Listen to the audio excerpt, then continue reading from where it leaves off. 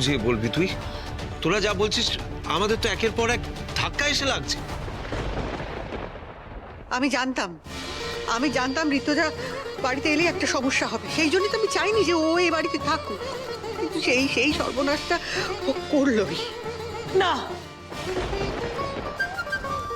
না, আমি কোনো সর্বনাশ ঘটাইনি, বিশ্বাস করুন। এটা যেটা ঘটছে না সেটা বহু বছর আগে ঘটার কথা ছিল, সেটা ঘটেনি, এখন ঘটছে। তাই তাই বিশ্বাস করুন, এতে আমার কোনো হাত নেই। সব ঈশ্বর ঠিক করে দিয়েছে, না আমার কোনো হাত নেই এতে। মা, আমি যা বলেছি এটাই হলো তার প্রমাণ।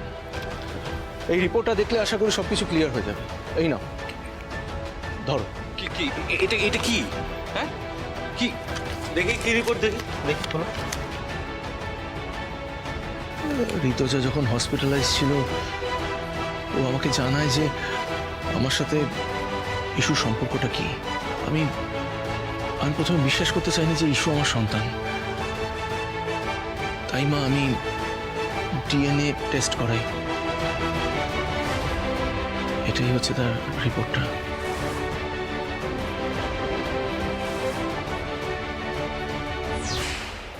বিশ্বাস করো, আমি দুঃস্বপ্ন এই ব্যাপারটা বুঝতে পারিনি, আমি বিশ্বাস করতে পারিনি। আমি যদি জানতাম যে ইস্যু আমার সন্তান তাহলে। মা,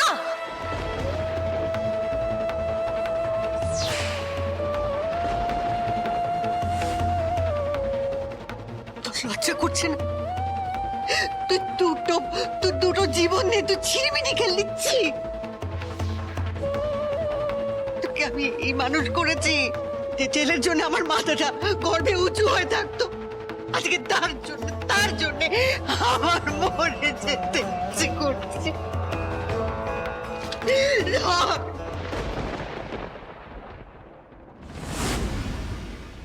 আমি যা করেছি তার হয়তো কোনো ক্ষমা নেই। বিশ্বাস করো, আমি সব ঠিক করে দেবো। রতিম, তুমি কি ঠিক করে দেবে? এদিকে এসো তো, এসো, এদিকে তাকিয়ে দেখো। ওর সঙ্গে তুমি কত বড় অন্যায় করছো তুমি বুঝতে পারছো? আমাদের মেয়েটা কত বড় ধাক্কা খেলো, ও সামলাতে পারবে সেটা? হ্যাঁ অনিকেত বাবু, আমি আমি ওনাকে মানে না না রক্তিম, তুমি প্রাপ্য মর্যাদা দিতে পারছো না।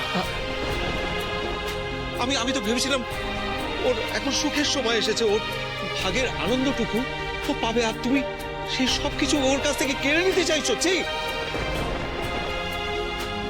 বাবু থাক না, তুমি কেন ওনাকে এভাবে বলছো? না, আমি আজকে চুপ করবো না ডার্লিং। আজকে